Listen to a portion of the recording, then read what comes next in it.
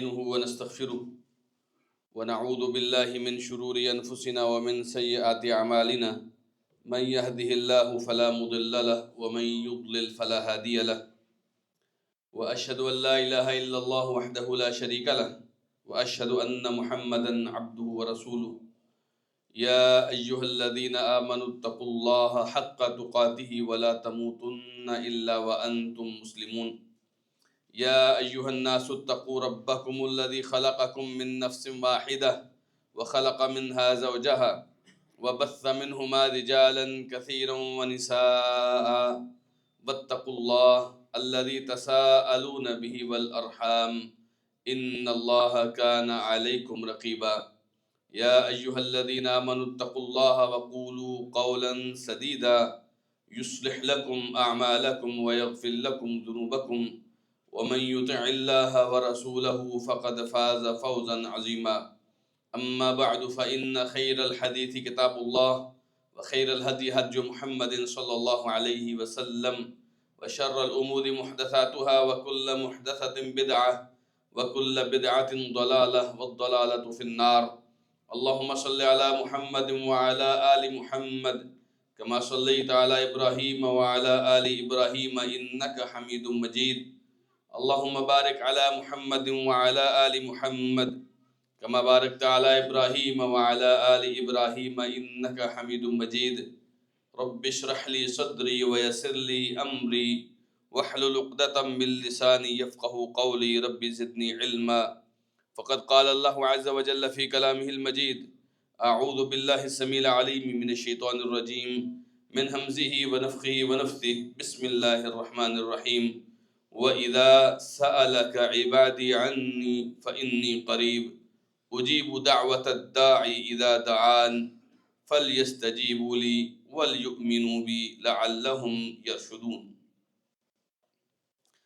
رمضان المبارک میں جو بہت اہم عبادت جو عام طور پر جس کے حوالے سے لوگ سستی کرتے ہیں وہ ہے اپنے اللہ سے، اپنے مالک سے، اپنے خالق سے، اپنے مشکل کشا اور حاجت روا سے، اپنے پروردگار سے جو ہمارے ہر معاملے کا مالک ہے، جو ہماری زندگی کی تمام تدبیریں کرتا ہے، اس سے گڑ گڑا کر آہ و بکا کر کے دعائیں کرنا۔ دعا کے حوالے سے رسول اللہ صلی اللہ علیہ وسلم فرمایا کرتے تھے الدعاء هو العبادہ، دعا ہی اصل عبادت ہے۔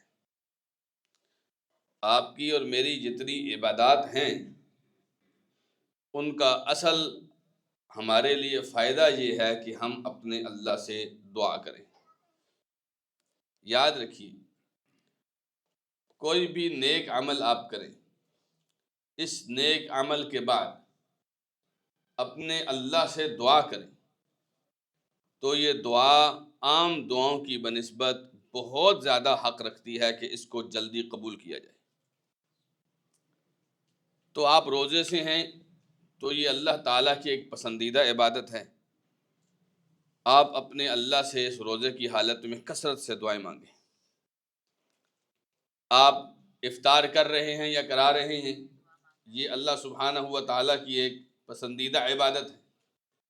افطار کرنا حالانکہ آپ اپنے لیے کرتے ہیں لیکن یہ باقاعدہ طور پر ایک عبادت ہے۔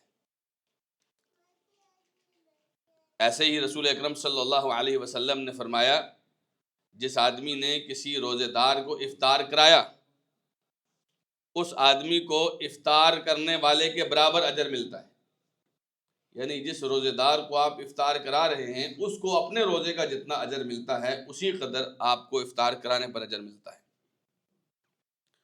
آپ قیام اللیل کرتے ہیں، تراویح پڑھتے ہیں، تراویح پڑھنے کے بعد آپ اپنے اللہ سے دعا کریں۔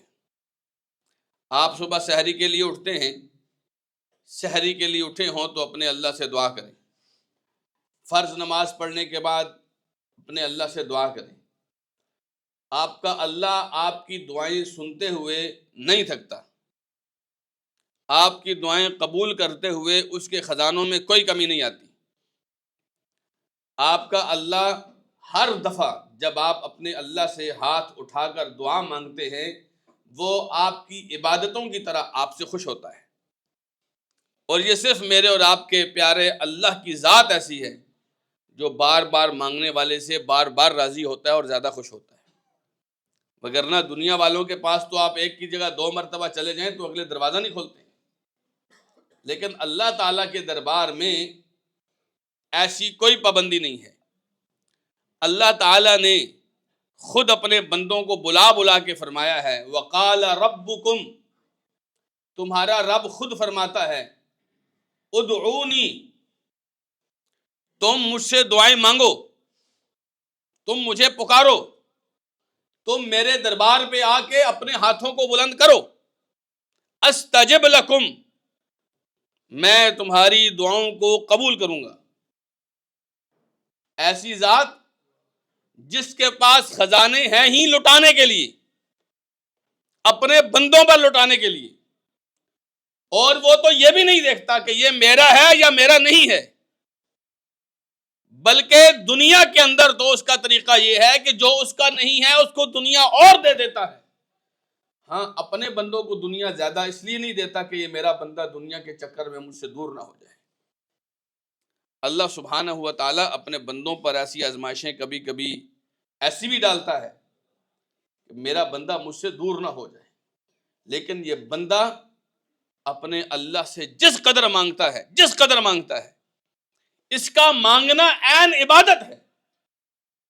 اس کا اپنے اللہ کے دربار میں جا کر گڑ گڑانا، اپنے آپ کو منگتا ثابت کرنا، جی اس کے داتا کو بہت اچھا لگتا ہے، کیونکہ ہمارا داتا ایک اللہ ہے۔ ہمارا اور ہے کون ہے جس کے سامنے ہم اپنی مصیبتیں رکھیں، اپنی پریشانیاں رکھیں، اپنی نافرمان اولاد کے اصلاح کے لیے دعا کریں، اپنی بدقسمتی کو اچھی قسمت بنانے کے لیے گڑ گڑائیں، اپنی دنیا اور آخرت کی خیر مانگیں۔ اور کون ہے ہمارا؟ ایک اللہ ہی تو ہے۔ اور اگر بندہ مومن اپنے اللہ کے دربار میں نہیں جائے گا تو پھر اور کہاں جائے گا؟ اور اگر آپ اور میں اللہ کے دربار کو نہیں پکڑتے تو اور کون سا دروازہ ایسا ہے جو ہمارا ہاتھ پکڑ سکتا ہے؟ اللہ تعالیٰ اس بات سے ناراض ہوتا ہے، اور یہ صرف اسی کی شان ہے، اس بات سے اللہ ناراض ہوتا ہے کہ میرا بندہ مجھ سے مانگنے کیوں نہیں آتا۔ اس بات پہ اللہ ناراض، ان الذین یستکبرون عن عبادتی، وہ لوگ جو مجھ سے دعائیں مانگتے ہوئے تکبر کرتے ہیں، جو مجھ سے دعائیں مانگتے ہوئے تکبر کرتے، عبادت کا لفظ اللہ نے فرمایا، کیونکہ میں نے جیسے حدیث بیان کی، رسول اکرم صلی اللہ علیہ وسلم نے فرمایا دعا ہے ہی عبادت ہے، دعا ہے ہی عبادت۔ تو جو لوگ اللہ کی عبادت یعنی دعا سے تکبر کرتے ہیں، سیدخلون جہنم، فرمایا وہ عنقریب جہنم میں جائیں گے۔ کیوں؟ اللہ نے جب اپنے بندے کو محتاج بنایا ہے اور خود کو غنی بنایا ہے تو وہ اسی لیے کہ یہ محتاج میرے دروازے پہ آئیں، اور جب جب یہ ہاتھ اٹھائیں، آپ یقین جانیے رسول اکرم صلی اللہ علیہ وسلم نے اپنے اللہ کا تعارف کراتے ہوئے فرمایا، ان ربکم حیی کریم، تمہارا رب بہت حیا والا ہے، تمہارا رب بہت شرم والا ہے۔ یستحیی من عبدہ اذا رفع یدیہ الیہ ان یردہما صفرا، اللہ کو اپنے بندے سے حیا آتی ہے۔ آپ اندازہ کریں مجھ جیسا نکما آدمی، گنہگار اور خطاکار، ہماری کیا حیثیت اور کیا مجال ہے کہ ہمارا رب ہم سے حیا کرے۔ لیکن آپ نے فرمایا رب کو حیا آتی ہے جب اس کا بندہ اپنے دونوں ہاتھ اٹھا کر اپنے رب سے مانگنے کے لیے گڑ گڑاتا ہے نا، اپنے رب کے نام لیتا ہے، اپنے رب سے التجا کرتا ہے، اللہ کو حیا آتی ہے کہ میں اپنے بندے کے ہاتھوں کو خالی واپس کر دوں۔ اللہ خالی واپس نہیں کرتا۔ بندہ جتنی مرتبہ، جس قدر زیادہ اپنے اللہ سے ہاتھ اٹھا اٹھا کر دعا مانگتا ہے، اللہ سے اسی قدر خزانے سمیٹ سمیٹ کر ہاتھ نیچے لاتا ہے۔ لیکن یہ بندے ہیں، انہیں اپنے مال و دولت پہ تو یقین ہے، انہیں اپنے سٹیٹس و جاہ و جلال پہ تو یقین ہے، انہیں اپنے تعلقات اور رشتہ داریوں پہ تو یقین ہے، انہیں اپنے اللہ کے اوپر یقین نہیں ہے۔ یہ بندے ہیں، لوگوں کے سامنے جا کے اپنی مصیبتوں کا رونا روتے ہیں، اپنے اللہ کے سامنے آ کر اپنی مصیبتیں نہیں رکھتے۔ حالانکہ کوئی بتائے تو صحیح، امن یجیب المضطر اذا دعاہ ویکشف السوء، وہ بے قرار جو اپنے رب کو پکار کر اپنی بے قراری کو دور کرتا ہے، بھلا اللہ کے علاوہ بھی کوئی ایسا کر سکتا ہے؟ آپ کے اوپر کوئی مشکل اور مصیبت آتی ہے، بھلا اللہ کے علاوہ بھی کوئی اس مصیبت کو، اس پریشانی کو دور کر سکتا ہے؟ وَيَجْعَلُكُمْ خُلَفَاءَ الْأَرْضِ، آپ کو ایک دوسرے کے بعد اس زمین کی وراثت دیتا ہے، بھلا اللہ کے بعد بھی کوئی ایسا کر سکتا ہے؟ اَإِلَٰهٌ مَّعَ اللَّهِ، فرمایا اللہ کے ساتھ اور کوئی بھی ہے جو ایسا کر سکتا ہے؟ یقین جانیے اور کوئی بھی نہیں ہے، اللہ کے علاوہ اور کوئی بھی نہیں ہے جو اپنے بندے کے دل کے حالات سے بھی واقف ہو۔ ہمارے پاس آتے ہیں نا، کئی مانگنے والے آتے ہیں، ہم یہ کہہ کر دھتکار دیتے ہیں یہ تو پیشہ ور ہیں، حالانکہ ان میں کئی لوگ پریشان حال حقیقت میں بھی ہوتے ہیں، لیکن ہمیں کیا پتہ۔ لیکن ایک اللہ ہے جو ہمارے دلوں کے حالات کو بھی جانتا ہے، وہ ہمارے دلوں میں اٹھنے والی ان ٹیسوں کو بھی جانتا ہے، اس درد کو بھی جانتا ہے جس درد کے ساتھ ہم اپنے اللہ سے پکارتے ہیں، مانگتے ہیں۔ اس لیے فرمایا میرے بندو، وَإِذَا سَأَلَكَ عِبَادِي عَنِّي، میرے بندے اگر آپ سے میرے بارے میں پوچھیں کہ ہمارا رب کہاں ہے، وہ کب سنے گا، کیسے سنتا ہے، فَإِنِّي قریب، تو میرے بندوں کو بتاؤ میں بہت قریب ہوں، میں بہت قریب ہوں، میں تم سے دور نہیں ہوں، میں تم سے بہت قریب ہوں۔ وَنَحْنُ أَقْرَبُ إِلَيْهِ مِنْ حَبْلِ الْوَرِيدِ، ہم تو اس کی شہ رگ سے بھی زیادہ قریب ہے، بہت قریب ہے آپ کا رب۔ بس آپ اپنے رب سے مانگے تو صحیح، مانگے تو صحیح۔ اجیب دعوت الداعی اذا دعان، جب کوئی پکارنے والا جب بھی پکارتا ہے، میں اس کی پکار کو سن کر اس کا جواب بھی دیتا ہوں۔ جب بھی پکارتا ہے، آسانی میں پکارتا ہے، مشکل میں پکارتا ہے، صبح کو پکارتا ہے، شام کو پکارتا ہے، مجلس میں پکارتا ہے، تنہائی میں پکارتا ہے، جب بھی پکارتا ہے۔ یہ شرط اللہ نے رکھی ہے، اذا دعان، مطلب یہ ہے جب بھی میرا بندہ پکارتا ہے میں اس کی پکار کو سنتا ہوں اور اس کو قبول کرتا ہوں، اس کو جواب دیتا ہوں۔ اللہ کے رسول صلی اللہ علیہ وسلم نے فرمایا، جب بھی کوئی مسلمان بندہ اپنے اللہ کو پکارتا ہے تو فرمایا یا تو اللہ تعالیٰ فوراً اس کی دعا کو قبول کر لیتا ہے، فوراً۔ اگر اللہ تعالیٰ اس کی وہ مانگ جو وہ اللہ تعالیٰ سے مانگ رہا ہے، دیکھیے کئی چیزیں ایسی ہوتی ہیں جو مانگنے والی نہیں ہوتی، لیکن ہمیں کیا پتا، ہم تو دنیا کا نفع و نقصان دیکھتے ہیں۔ تو اگر اللہ سبحانہ و تعالیٰ کو لگے کہ یہ مانگ اس کی درست نہیں ہے تو اللہ اس کی بجائے اس کو کچھ اور دے دیتا ہے، کیونکہ بندہ جب مانگنے کے لیے آیا ہے اور اللہ دیکھتا ہے میرے اس بندے کو اس کی ضرورت نہیں، یہ اس کو خراب کرے گی، اللہ اس کی جگہ کچھ اور دے دیتا ہے۔ اگر اللہ کچھ اور بھی نہ دے تو اللہ یہ دعا ذخیرہ کر لیتا ہے، ذخیرہ۔ فرمایا رسول اکرم صلی اللہ علیہ وسلم نے، قیامت کے دن جب بندہ اپنے اللہ کے دربار میں جائے گا، اللہ تب اس کی دعاؤں کا بدلہ اس کو دے گا۔ کبھی بھی آپ کی دعا ضائع نہیں جاتی ہے، لیکن ہم اپنے اللہ سے مانگنے کے لیے تیار نہیں ہوتے۔ آپ اندازہ کیجئے، میرے اور آپ کے پیارے آقا جناب محمد الرسول اللہ صلی اللہ علیہ وسلم، آپ فرمایا کرتے تھے انی لاستغفر اللہ واتوب الیہ فی یوم اکثر من 70 مرہ، میں اپنے اللہ سے ایک دن میں 70 سے زیادہ مرتبہ استغفار کی دعا کرتا ہوں، ایک دن میں۔ اور یہ صرف استغفار کی بات ہو رہی ہے، اس کے علاوہ رسول اکرم صلی اللہ علیہ وسلم اللہ تعالیٰ سے کتنی دعائیں کرتے تھے وہ تو ان گنت ہے۔ آپ کا تو ڈائریکٹ رابطہ تھا نا اللہ سے، ہر بار اپنے اللہ سے ہی مانگتے تھے، ہر بار، اور اپنے اللہ کا اس کثرت کے ساتھ رسول اکرم صلی اللہ علیہ وسلم ذکر کرتے تھے۔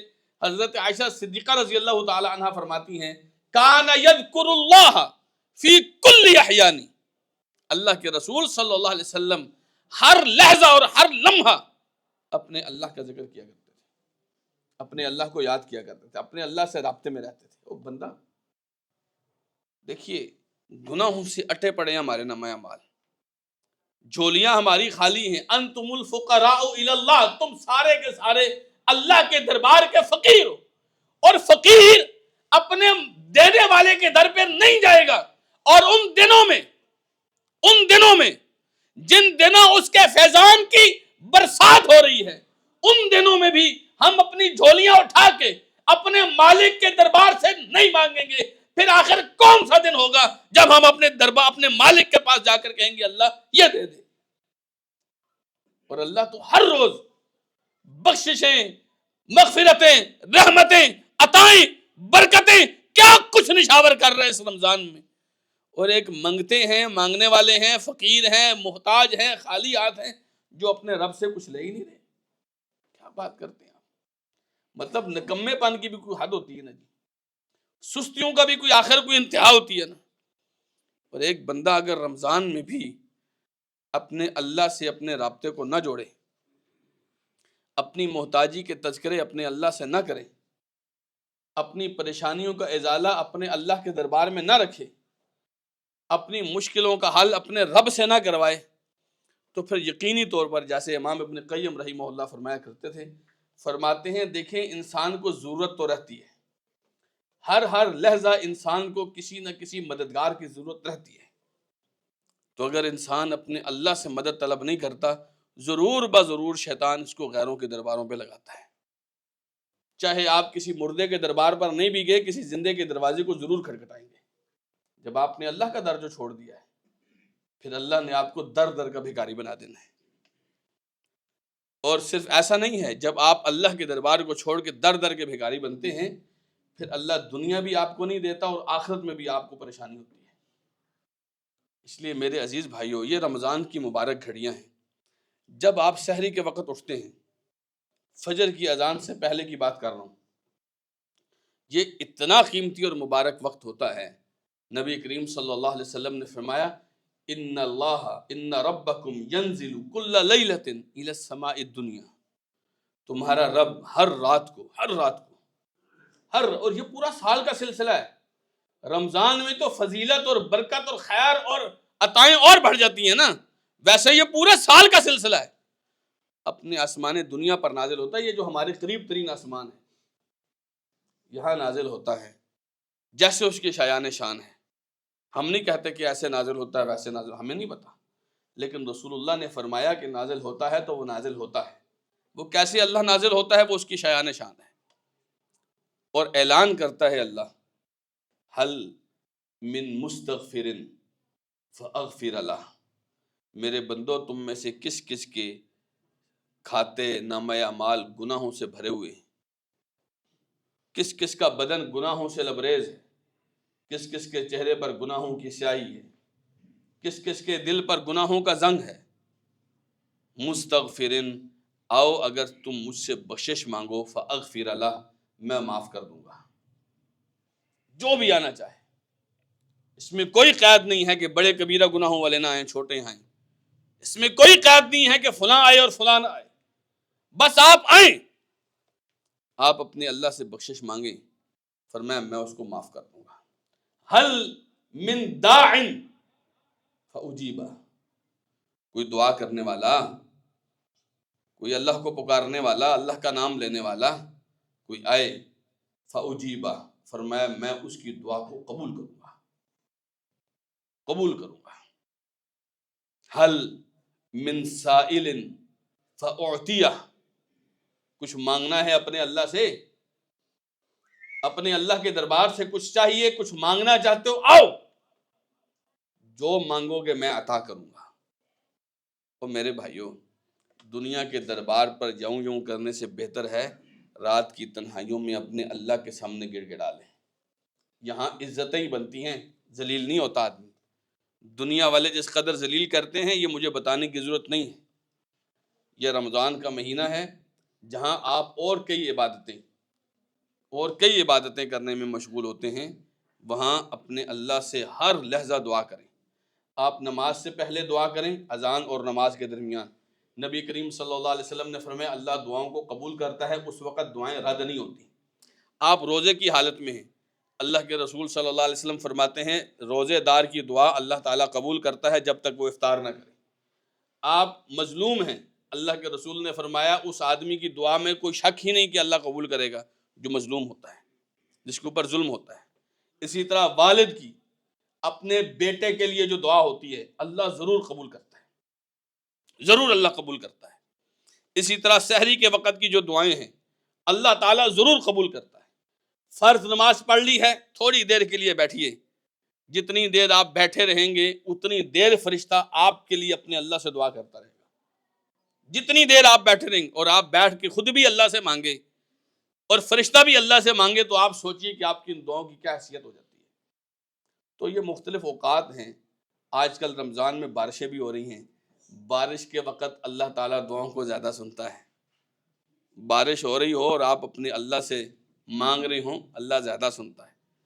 اور اگر آپ کے مانگنے میں یقین ہو، جیسے نبی کریم صلی اللہ علیہ وسلم نے فرمایا ادعوا اللہ وانتم موقنون بالاجابہ، اللہ سے جب مانگا کرو نا تو یقین رکھ کے مانگا کرو، شک والے دل سے نہ مانگا کرو کہ پتہ نہیں اللہ نے دینا بھی ہے کہ نہیں۔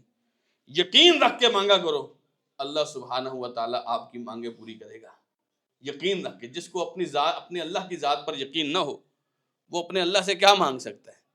اللہ سے مانگ۔ دیکھیے جی، ہمیں یقین ہے ہمارے پاس اس وقت بھی جو کچھ ہے وہ کس نے دیا ہے۔ ہم جب آگے بھی کچھ لینا چاہیں تو کس سے لینا چاہیں گے؟ بھائی اللہ کے علاوہ کوئی دے سکتا ہے، تو ہمیں اللہ کے علاوہ کس پر یقین ہو سکتا ہے؟ آپ فرمایا کرتے تھے یقین رکھ کے اپنے اللہ سے مانگا کرو۔ پھر نبی کریم صلی اللہ علیہ وسلم اور اللہ تعالیٰ نے دیگر انبیاء کے بارے میں بھی فرمایا کانوا یدعوننا رغبا ورہبا وکانوا لنا خاشعین۔ یہ جب ہم سے دعا کرتے ہیں تو دعا کے دو انداز ہوتے ہیں، ایک انداز اللہ کے عذاب کا، ڈر کا، ناراضگی کا خوف آپ کے دل میں ہو، دوسرا اللہ کی رضا کے لیے، اللہ کو راضی کرنے کے لیے، اللہ کی جنتوں کی امید کے لیے، قیامت والدین اللہ کے ہاں کامیاب ہونے کے لیے دعا ہو۔ اور پھر تیسری بات وَكَانُوا لَنَا خَاشِعِينَ، فرمایا ہمارے سامنے خشوع کے ساتھ، ادب کے ساتھ، محبت کے ساتھ دعا کریں۔ اور پھر ایک انداز دعا کا جو بہت قیمتی ہے، اگر دعا کرتے ہوئے آپ اپنے رب کے سامنے اپنے گناہوں کو رکھیں اور ان پر رو دیں، آپ یقین جانیے آپ کی آنکھوں سے نکلا ہوا یہ آنسو اتنا قیمتی ہوگا، آپ کی ساری حاجات کو پورا کرا دے گا۔ اپنے رب کے سامنے دعا مانگتے ہوئے رو دیں۔ پھر نبی کریم صلی اللہ علیہ وسلم فرمایا کرتے تھے کہ جو یونس علیہ السلام کی دعا تھی، یونس علیہ السلام کی دعا جب وہ مچھلی کے پیٹ میں تھے، لا الہ الا انت سبحانک انی کنت من الظالمین، یہ دعا اللہ کے رسول نے فرمایا کوئی بھی پریشانیوں میں گھرا ہوا آدمی یہ دعا پڑھنے کے بعد اپنے اللہ سے مانگے گا، اللہ ضرور اس کی نجات دے گا، پریشانیوں سے ضرور اللہ اس کو پریشانیوں سے نجات دے گا۔ تو یہ کچھ باتیں ہیں، اس رمضان میں ان باتوں پر عمل کریں، اہتمام کریں۔ کئی دفعہ آپ کے پاس ٹائم نہیں نکلتا نا، اپنے ٹائم میں سے کچھ حصہ نکالیں، اپنے وقت کو مخصوص کریں تاکہ آپ اپنے اللہ کی عبادت کا حق ادا کر سکیں۔ یہ دعائیں ہیں، مانگنے کے دن ہیں، عطاؤں کے دن ہیں۔ ہم منگتے ہیں، وہ عطا کرنے والا ہے۔ اللہ سبحانہ و تعالی ہمیں ہمیشہ اپنا محتاج رکھے، اور اللہ اپنے علاوہ کسی بندے کا محتاج ہمیں کبھی نہ ہونے دے انشاءاللہ۔ بارک اللہ فیکم، جزاکم اللہ خیرا، وآخر دعوانا